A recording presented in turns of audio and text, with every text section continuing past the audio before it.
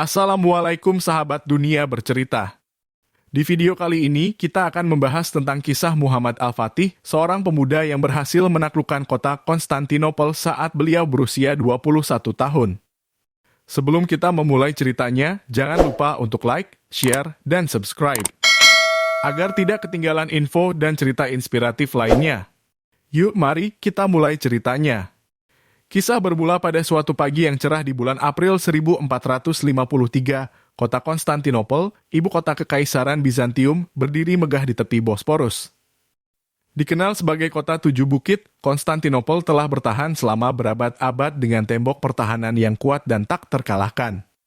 Namun, di kejauhan, bahaya besar sedang mengintai.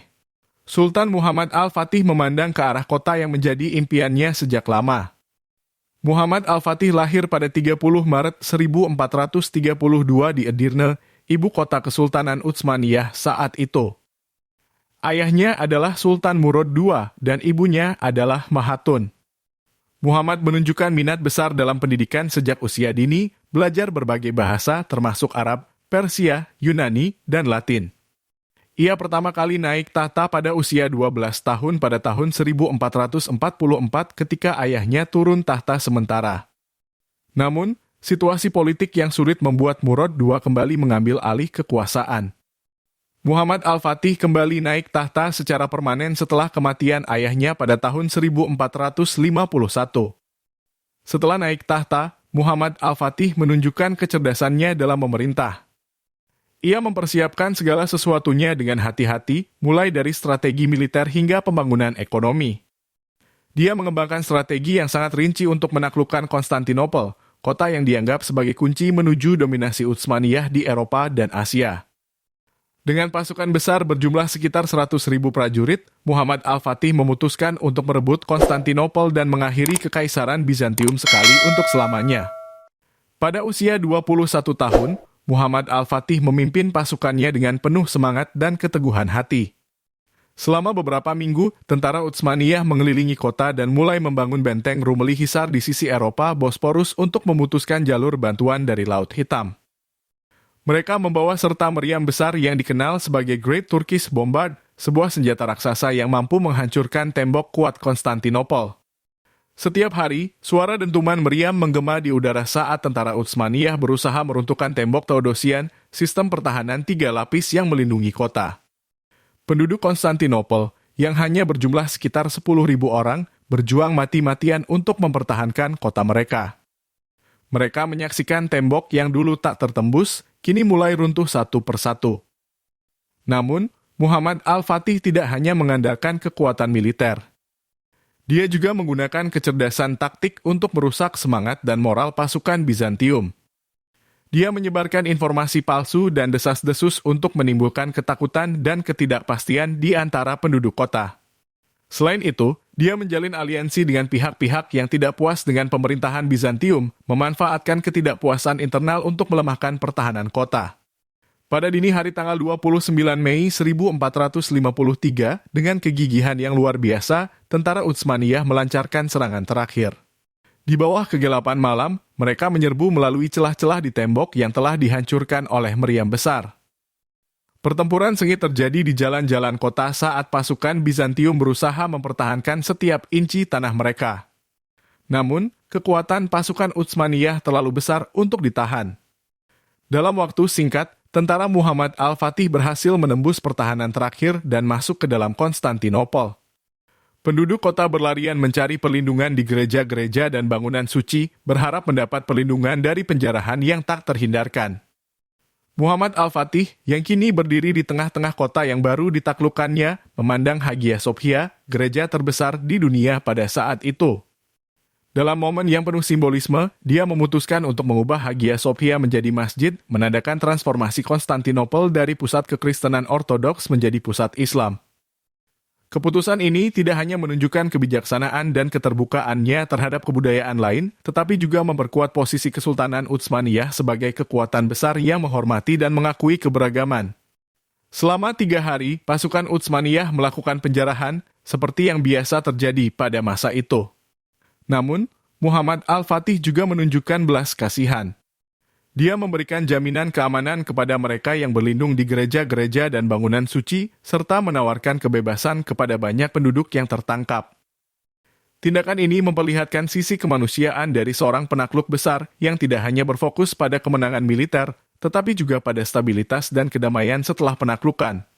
Setelah penaklukan, Muhammad Al-Fatih mengubah Konstantinopel menjadi ibu kota baru Kesultanan Utsmaniyah dan menamakannya Istanbul. Dia melakukan banyak pembaharuan, termasuk membangun masjid, istana, dan sekolah. Ia juga mengundang berbagai ilmuwan, seniman, dan ulama ke Istanbul, menjadikannya pusat kebudayaan dan ilmu pengetahuan.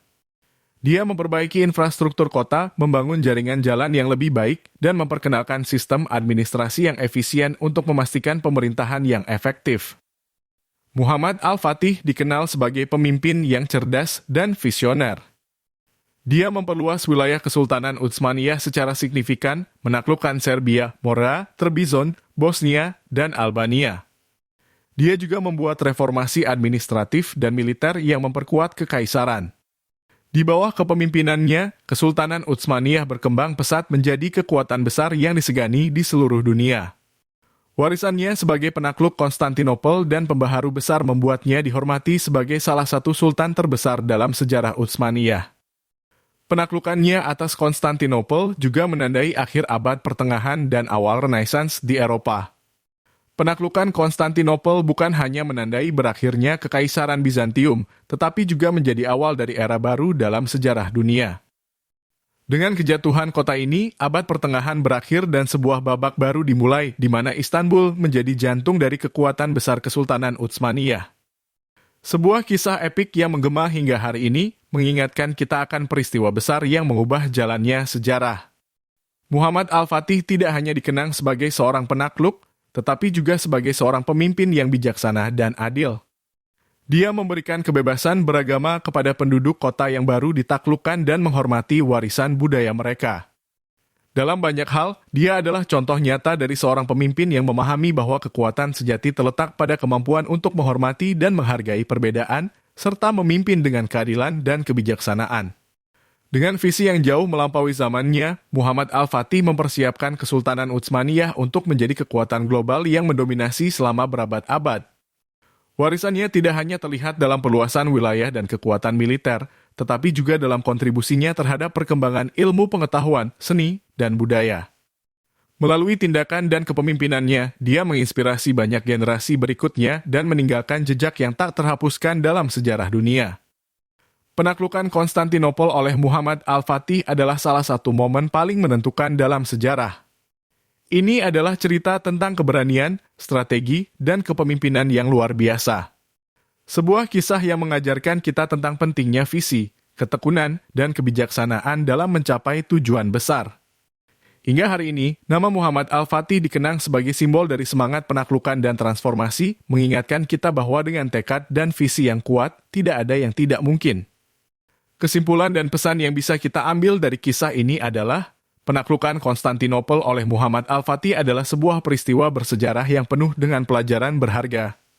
Kecerdasan, strategi, dan keteguhan hati dari seorang pemimpin muda mampu mengubah jalannya sejarah dunia. Kita belajar bahwa kekuatan sejati tidak hanya terletak pada kekuatan militer, tetapi juga pada kemampuan untuk memimpin dengan kebijaksanaan dan keadilan. Terima kasih telah menonton cerita epik ini di Dunia Bercerita. Jangan lupa untuk like dan share, berikan saran di kolom komentar, dan bagikan video ini jika Anda merasa terinspirasi.